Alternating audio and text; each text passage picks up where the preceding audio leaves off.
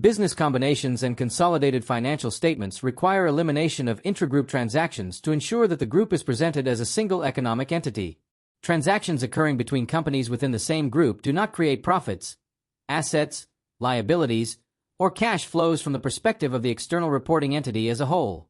If intragroup transactions were not eliminated, consolidated financial statements would overstate revenue, expenses, assets, liabilities, and profits, misleading users regarding the group's actual financial position and performance. IFRS accounting standards therefore require all material intragroup balances and transactions to be removed during consolidation. This process improves transparency, comparability, and faithful representation by ensuring that consolidated financial statements include only transactions and balances involving parties external to the group. One important intragroup adjustment involves eliminating unsettled balances existing between group entities at the reporting date. Examples include receivables, payables, accrued expenses, loans, and interest balances arising from internal transactions.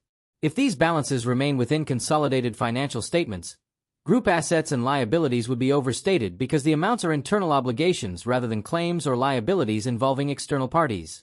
During consolidation, corresponding receivable and payable balances are eliminated against each other. Any differences arising from timing issues, foreign exchange effects, or accounting errors must be investigated and adjusted appropriately.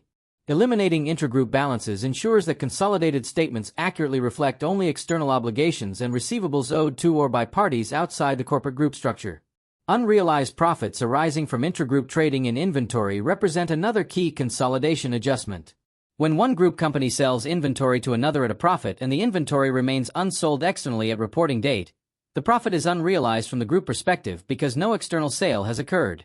Consolidated financial statements must therefore eliminate the unrealized profit portion from inventory values and group retained earnings. Similar principles apply to non-current assets transferred within the group, such as property, plant, and equipment. Internal profits on such transfers are eliminated, and depreciation adjustments may be required to restore asset carrying amounts to original group cost. These adjustments prevent artificial inflation of group profitability and asset values within consolidated reporting. Intragroup loans, interest charges, management fees, and other internal expenses or revenues must also be eliminated during consolidation. For example, if one subsidiary lends funds to another subsidiary, the related loan receivable and payable balances are removed from consolidated statements of financial position. Similarly, interest income recognized by the lender and interest expense recognized by the borrower are eliminated from consolidated profit or loss because they represent internal financing arrangements rather than external economic transactions. Management charges, royalties, or service fees between group entities are treated similarly. Failure to eliminate these items would distort group revenue, finance costs, profitability, and liabilities, reducing the reliability and comparability of consolidated financial statements prepared under IFRS accounting standards. Intragroup dividends also require elimination because dividends paid by subsidiaries to parent entities represent internal distributions of profits rather than external income to the group. If intragroup dividends were included in consolidated financial statements, group income and retained earnings would be overstated. During consolidation, dividend income recognized by the parent is eliminated against the subsidiary's corresponding dividend distribution. However, dividends paid to non-controlling interests remain within consolidated financial statements because they represent distributions to shareholders outside the group. Proper treatment of intragroup dividends ensures accurate allocation of profits between the parent and non-controlling interests while preventing duplication of income within consolidated profit or loss and changes in equity statements. Overall, intragroup adjustments are essential to preparing reliable consolidated financial statements that present the group as a single economic entity.